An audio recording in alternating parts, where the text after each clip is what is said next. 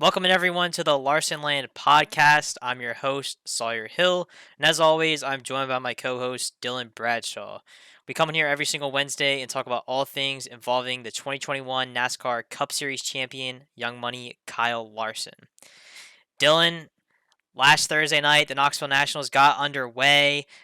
We were kicked back at the Ravens preseason game, just kind of enjoying the game, watching the racing on our phones. But definitely, we were worried. Kyle Larson qualified good, but that 8 car invert in the heats really put him in a tough position. He started seventh in his heat, ended up finishing seventh, going to the B main.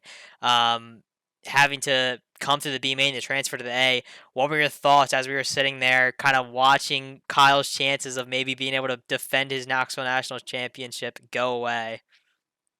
Yeah, it was definitely tough to see. The whole 8 car invert thing is definitely questionable. A lot of people didn't like it. It's kind of interesting because Knoxville's such a big event, so we saw the normal fast guys, kind of cycling through the back. Those guys that usually aren't up front were up front because of the invert. So it was definitely worrisome. It didn't seem like there was much passing early on until Larson does what Larson does and went from 22nd to 5th, so, impressive stuff there, set him up to start 6th at the main event at Knoxville.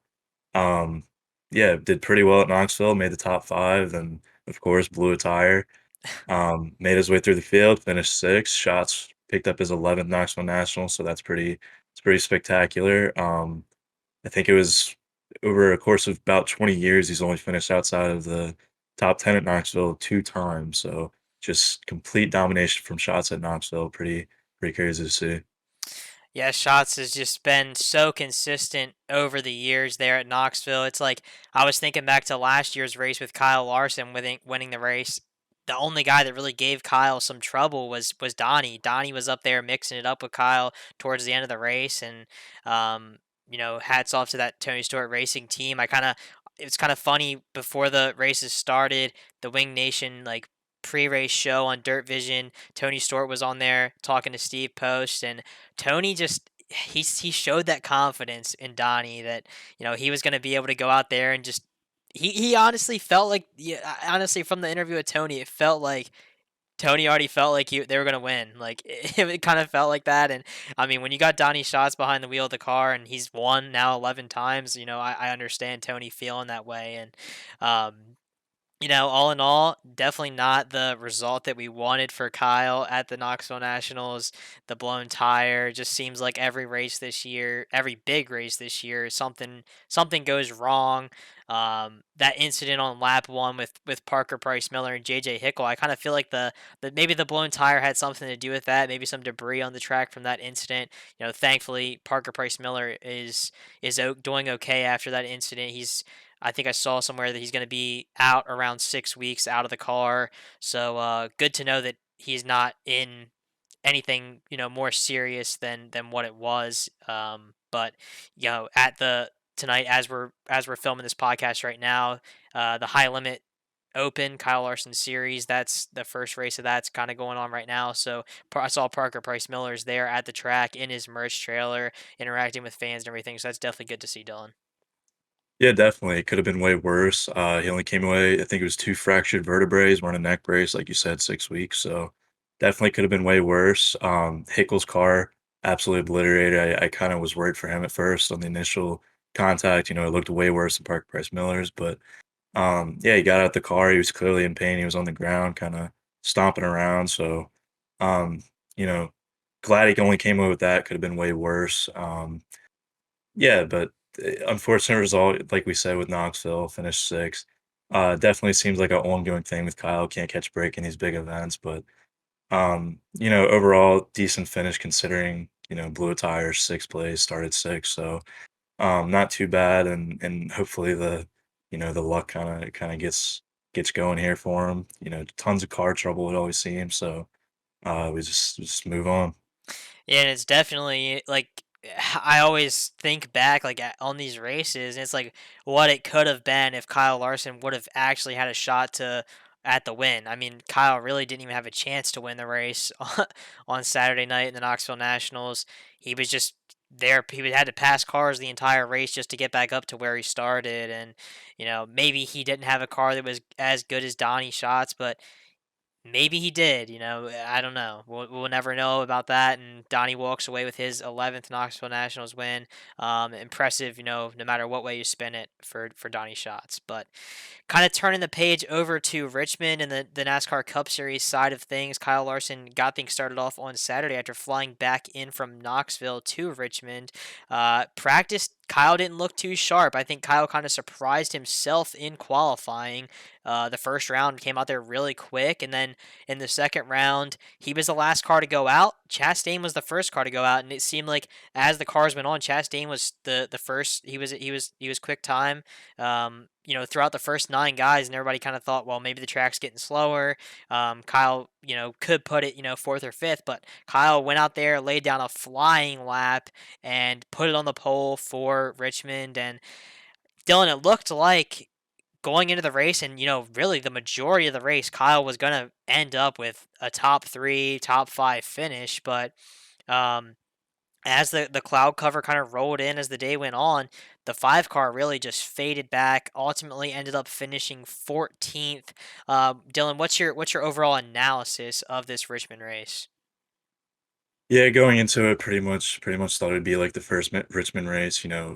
Pretty boring racing in my opinion. Kind of it just pretty much smooth sailing early on. A lot of people like that type of racing. Short track, strategy based. You have those green flag pit stops, but just not my favorite. Larson, was hanging around, P2, P3 around most of the race. He had that contact with Briscoe. I think that definitely didn't help his car too much. He had the contact with Briscoe, made a little bit of contact with Hamlin, and then, like you said, the clouds came over, lost handling. I mean, the car just completely bled back, just pretty much instantly. So that's frustrating to see because he definitely looked like he had top two, top three car at Richmond. That was pretty much really the only thing grabbing my attention most of the race was, seeing him top 3, but, if he wasn't top 3, I probably wouldn't have turning it off. It was makes for a pretty good nap time, but, um, yeah, just tough to see, frustrating. Having a winning car potentially, and you don't even finish with a top 5 finish, so that's frustrating. Um the thing with Briscoe, it's annoying me. Kyle has the reputation to be a clean racer, and Briscoe, it seems like he just continues to, kind of challenge him. Doesn't necessarily race him too clean, so kind of annoying to see. But yeah, P14 finish, not too good, but got some decent points at stage one, stage two. So onward we go. Yeah, and like you said, pretty good points day despite finishing 14th. Moved up to third in the actual raw point standings behind Chase Elliott and Ryan Blaney. And I think Kyle kind of has a chance to maybe take second there and pick up some playoff points instead of Blaney. But I don't know, Chase Elliott's pretty far out ahead, so we'll just have to see. But, good points day. But Dylan, do you think there is any reason for this 5 team to be worried, or do you think they're trending in the right direction? They seem like they've put together a couple of decent weeks, at Michigan and Richmond, and it looks like they're getting better, but there's also some concerns. They didn't put together a whole race on Sunday, so what are your thoughts there? Yeah, I mean, it's been kinda on and off. I mean, they've been putting together some decent finishes, but definitely a lot of races that were kinda thrown away. The ones that come to mind, I mean, Sonoma, Larson threw that away, and then Elliott threw that away, pretty much. Charlotte, that was unfortunate, dominated most of the race, so that was a tough one to see. Darlington, fastest car, engine issues, so took him out. So just a lot of races where I think he had the chance to win, but, something happened to kind of prevent him from that. Richmond, I mean, another race that he could have won, but, with all the variables, contact, clouds coming over, car just completely fell off. So, I think they're on the right track. I mean, there's really no, clear cut driver that's really completely dominated other than, I guess you could say Elliott, but, in comparison to previous years, it's really, for the most part, a normal performance. I mean, he's put together a lot of top 2 finishes, but not any, like, clear-cut domination other than, I would say, Atlanta. So, where he swept the stages. So yeah, we're not really seeing a lot of guys, lead. I don't know, over 200 laps in a race and then winning like we did last year in a lot of the races. So I think it's kind of up in the air as far as who could heat up in this playoff run. We see Harvick right now going back to back Michigan then Richmond. So it's just kind of off and on it seems.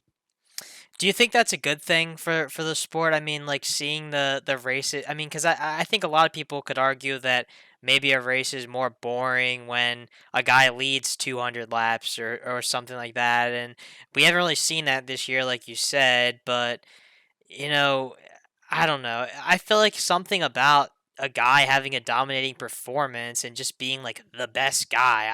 There's something about that I like, and if you have the best car over the day, you win the race. But it seems like this year it's kind of more so who can make adjustments throughout the race and get their car. Like they might necessarily not start off the best car, but by the end of the race, like we saw with Kevin Harvick, works on the car all race long, gets it to a point where they have a race winning car. You look at Chase Elliott in Richmond at Richmond, qualified I would say poorly for his standards and Hendrick Motorsports standards, but they worked on the car all race and they got it to a point where they got a respectable finish.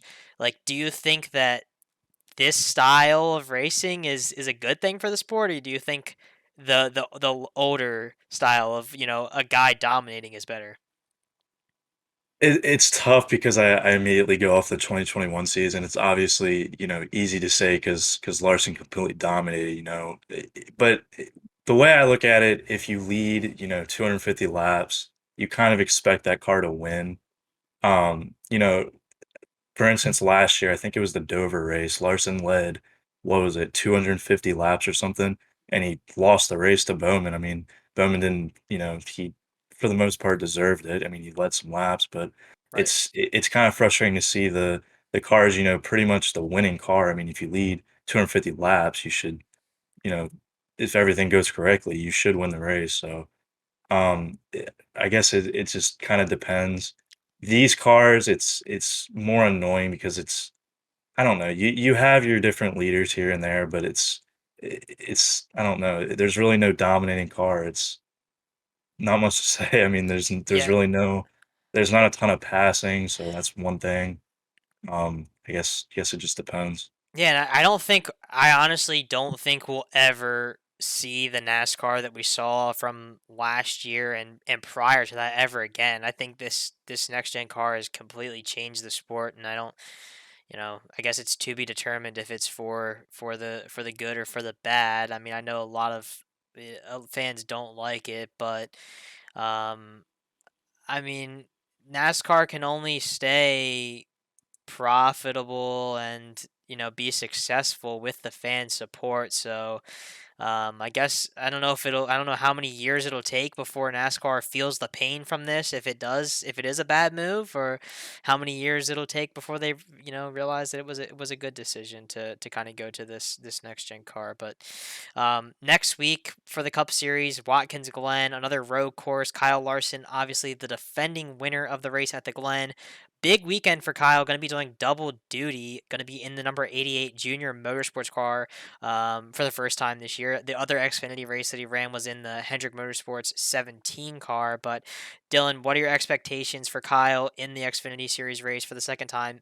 Big question is, can he beat Ty Gibbs? Yeah, I saw more than enough of people, talking about the whole Gibbs thing. People were kind of acting like it was a Phoenix championship race that he kinda just threw away to Gibbs, but, yeah, I mean, great practice, run that Xfinity race, see the track beforehand. Definitely helps in the cup race. There is a chance of rain on Sunday, so there will be the rain tires and rain flaps. And as long as visibility and everything isn't an issue, then they should be able to run that fine in the rain. So that will be interesting to see if we have a rain race. So Yeah. cars will be, slip and slide and go into the wall. So that makes for a little demolition derby. Oh yeah, that definitely will be interesting to see a rain race in the Cup Series. I don't really think. I mean, other than I'm trying to think, like, other than the Circuit of the Americas race last year, like that one was absolutely a bad deal didn't work out too good. But I know maybe if it's a light rain, it's not a monsoon like that one. Maybe it'll be a fun little race in the rain and kind of shake things up a little bit. But kind of cool. Kimi Räikkönen coming over from, obviously a big F1 driver. He's going to be in this race. So stuff like that, like maybe that's something like I know he's going to be in a competitive car like with Trackhouse. So going to be cool to see like maybe this guy can come over and do good in NASCAR, maybe not. Like it'll be a good test for him. The F1 guys. Yeah, I saw something. I believe it was 6 different nationalities of drivers in this Cup race for Watkins Glen. Suarez, one of them, like you said, Kimi Räikkönen, a few other guys. I can't think off the top of my head, but yeah, 6 different nationalities, and they all come from, different forms of motorsport. So it's kind of refreshing to see these, like Räikkönen, a guy that's big in motorsports, left a big print on motorsports coming into NASCAR, doing these road courses, and like you said, competitive cars. So it'll be interesting to see if he'll do well. We usually have these guys just thrown in a random car from some charter Yeah, team, some random team, like a Rick Ware, right. something like that. So with a team like Trackhouse, it's been very dominant this year. I would say it's going to be interesting to see for sure. Yeah, I think he's gonna. That'll definitely be a good test of Kimmy, but also just like those road course ringers. Like maybe if you put them in a better car, maybe they'll be able to do better. And like I know we saw it earlier in the year. Like Joey Hand, he's kind of a road course guy. Being in the Rick Ware car, he had like a good run, or maybe I don't know if he ran like 2 races, but he like was really good in the couple races I think he ran with, even in the Rick Ware car. So like guys like that, we might see more and more in some of these road course races. And I think ultimately, if we can get like a better car count at the end of the day, it's going to be better for the sport. And even, if we have races where, like back in, 10 years ago, where we had guys not making the race, like you have more cars showing up to make the field than what you have the field size. And I think that's definitely like good for the sport. And we have that like in the Xfinity race this weekend, 42 cars on the entry list and only 38 can make the race. Like you're going to have guys like Kyle Larson and William Byron enter in the race that if they don't qualify good enough, they might not make the race. So definitely makes things interesting and puts like an emphasis on qualifying for sure. Definitely. I hope we don't see a thing where Kyle Larson doesn't make an Xfinity race. That would be pretty insane. But yeah, I expect good things in that number 88 car. Junior Motorsports obviously powerhouse in the Xfinity series. Noah Gragson moving on from Xfinity and JRM signed with Petty, so that's some interesting news. I kind of talked about it last podcast, but it was confirmed, so that'll be interesting to see. And there's been some rumors, of course, of who will fill that number 9 spot. There's been some rumors of potentially Carson Hocevar in the Truck Series filling that spot. There's been some rumors of the guys already at JRM kind of cycling them in that 9 car since it seems to be the lead car there at JRM. So who do you think could fill that seat? I don't know. I think it's definitely a big time seat, but obviously myself being a big dirt guy, like I would love to see a dirt guy take that seat, or maybe somebody get a chance. I know, like I don't know. I think a guy like it sounds like an exaggeration, but somebody like Buddy Kofoid, like he seems like he can be strong in no matter what he races. And obviously he's had a couple of truck starts this year with Kyle Busch Motorsports, but I know that's probably unlikely. But just somebody like that can really show like he's a guy that could be another. I know there's no other Kyle Larson, but he could be a guy that kind of takes that path. Yeah, definitely. I think it was what was it, Bristol Dirt that Kofoid ran the truck. He was running really good. I mean, he was top 10 for most of the race till the end. Obviously, surface is dirt, so a little bit different, but it's still impressive nonetheless, run top 10 with in a vehicle that you've never ran before really. So, yeah, I mean, that would be interesting to see some dirt guys kind of branching off at least in the truck series. I mean, it'd be cool to see him in Xfinity, but at least get some guys in truck. There's definitely the funding there in truck to see that happen. So hopefully some guys, like Kofoid, he's younger, so he can kind of have that option available to him to see that in the future. That'd be cool to see. Yeah, and obviously, like one other one that I mean, everybody's talking about like 50 different teams that Kyle Busch could land at, but maybe we'll just see him like make a surprise return to Xfinity and drive for Junior Motorsports. I don't know. At this point, like Kyle Busch could go anywhere, so I never would take it off the table. But as far as the rest of the week goes for Kyle Larson, obviously tonight the high limit sprint car race at Lincoln Park Speedway as we're filming this. So obviously, if you're watching this on Wednesday, that race will be already over. So check all of our socials for results if you're not watching it already or haven't watched it. Not quite sure if Kyle's going to be heading to New York with the All Stars in the sprint car. Obviously, he's going to New York for Watkins Glen, but Friday night Outlaw Speedway, only like 20 minutes away from Watkins Glen, so potentially we could see Kyle Larson there, but nothing confirmed yet. Obviously, stay up to date with all of our social media to see if Kyle ends up running that race as well as some others there in New York on that All Star Circuit of Champions swing. Um, so Dylan, if you don't have anything else for today's show, that's pretty much all I had. Should pretty much be it. Hopefully he wins his debut for High Limit. That'd be pretty cool that he wins his debut race for his own series. Um, lots of big name guys there and Cup guys. You have Larson, Bowman, Briscoe, Stenhouse there. You have a few sprint car guys, Marks, Courtney, Brady Bacon, Chris Wyndham. No World of Outlaw full time guys. Obviously they can't. It kind of sucks. Brad Sweet can't run his own event, so it's pretty tough to see. I don't really like the whole thing that they have with World of Outlaws in their thing where, they can't run other series. That kinda sucks. Yeah, I think Kyle and Brad Sweet are kind of negotiating that thing as we speak, kind of trying to make it so at least these guys can run the the midweek stuff like Kyle's doing. I mean, Kyle's said in interviews multiple times that he's not trying to compete with World of Outlaws in any way or like mess up their car counts and stuff like that. So I think that the two series can kind of work together and get the best result for the drivers because I think that's at the end of the day that's what this thing is for Kyle Larson overall and looks like my camera is absolutely just Bugging out, bugging yeah. out. It's completely green now, but thanks again everyone for tuning in and listening to the show. Um, oh yeah.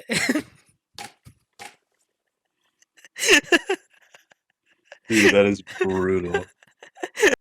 All right, sorry about the camera issues, but thanks again everyone for tuning in and listening to the show this week. We'll be back again next week to recap all the racing from Watkins Glen, the Xfinity race, and the Cup race, as well as any other racing that Kyle may participate in.